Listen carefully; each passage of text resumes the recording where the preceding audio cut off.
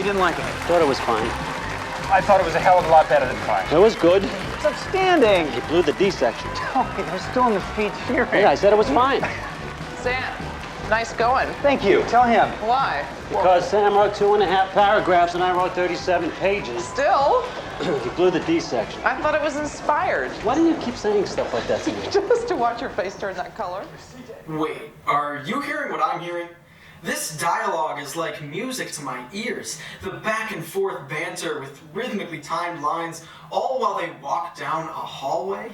Well, these are the trademarks of Aaron Sorkin, my favorite living screenwriter. We'll get more into why his dialogue sounds so good a little bit later on, but to get a better picture of who he is, let's start from the beginning. Born in New York City, Aaron Sorkin actually got his BFA in musical theater.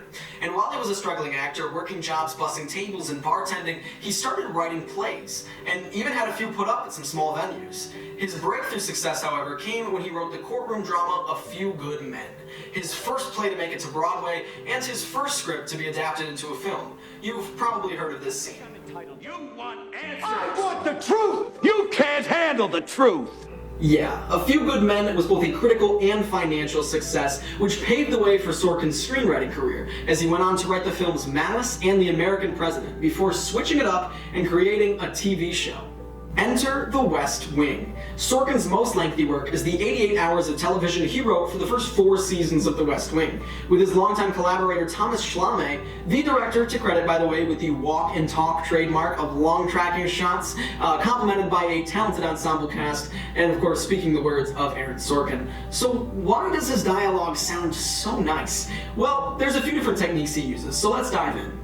Sorkin uses a ton of variation in the length of his lines of dialogue, and his lines are just frequently longer. He sprinkles in these little monologues that are just so satisfying to listen to, because as an audience, I think we enjoy hearing these cleverly thought out lines just roll off the tongue, like the character is really thinking on their feet that fast. You can provide color, you can paint a picture, you can tell Straczynski wore a $100,000 Paytech Philippe and drove a Phantom. He also repeats words or entire phrases in his dialogue a lot more than usual. Shelley was taken out a sports bet. No one was allowed to play sports bets inside the room. They would have to go and inside. that makes it just so musical to listen to. Speaking on that, one of the very interesting techniques Sorkin uses is actually writing in meter.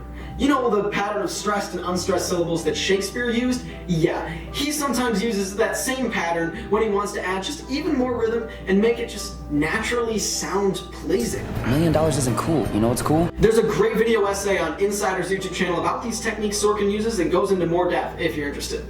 But moving on, after The West Wing, he began writing more feature films, and quickly enough started writing my personal favorite of his works, The Social Network. To me, it's obvious. You let the guy who loves to write all his characters super witty and intelligent, and let him write about a bunch of geniuses who already talk fast, and you end up with Sorkin's beautiful 162-page screenplay. I only tell you that page number because the studio actually wanted the film to be under 2 hours. And if you know anything about screenplay formatting, that length should be closer to 3 hours.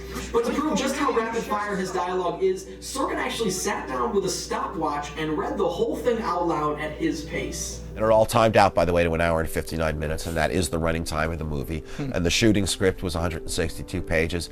Nothing is on the cutting room floor. There was nothing that was shot that isn't in the movie. That is actually so rare. Movies always have things in the script that don't make it into the final cut, and often have bits in the final cut that weren't in the original screenplay. But Sorkin's scripts are so well crafted, down to the line, down to the syllable, that it would be a crime to change anything, or you risk throwing off the whole rhythm. And Sorkin was a playwright first, and that makes sense, because in theater, often more consideration is placed on preserving the author's original work. Anyway, The Social Network went on to win the Oscar for Best Adapted Screenplay, and Sorkin was back next year, nominated in the same category for Moneyball, and he's been back 2 more times since then. But the last era of Sorkin I want to touch on is actually his transition to directing.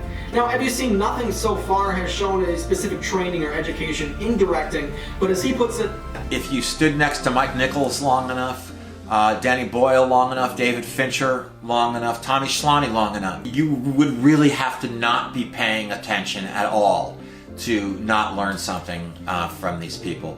It really was just an extension of the writing. It was just staying longer with the screenplay, and I discovered all this time, I've kind of been directing things as I've been writing them. So there was a lot to learn. Sorkin made his directorial debut with Molly's Game in 2017 and followed that up with The Trial of the Chicago 7 in 2020, which was very highly acclaimed and nominated for 6 Oscars.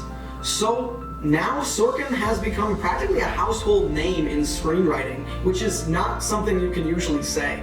At this point in his career, he's writing what he wants to write and stepping into the director's chair to bring it to life. Alright, there's an overview of Aaron Sorkin's career and a look into the way he writes. But how exactly does he inspire me? Well, I am aware that most people in real life don't talk the way they do in Sorkin movies, but boy do I wish they did. However, looking at what makes his dialogue so appealing is certain to improve my own writing, and it's just fascinating to me how he can take anything, whether it be a simple conversation, a business meeting, or even students programming a computer website, and make it so grippingly entertaining. His career took off, sure, with some luck, but mostly by his talent. He didn't get a degree in writing. The first draft of A Few Good Men was written on cocktail napkins, but it was so good that it got turned into a Broadway play and a major motion picture. He's an inspiration to me and should be to other aspiring filmmakers because he shows that if you are talented enough and pay enough attention to what you're doing, it will be successful. I'm linking an article on Sorkin's 8 tips for young screenwriters in the description below, but with that being said, my name is Dave Palazzolo, and that's what I learned on Aaron Sorkin. Thank you for watching. Bye.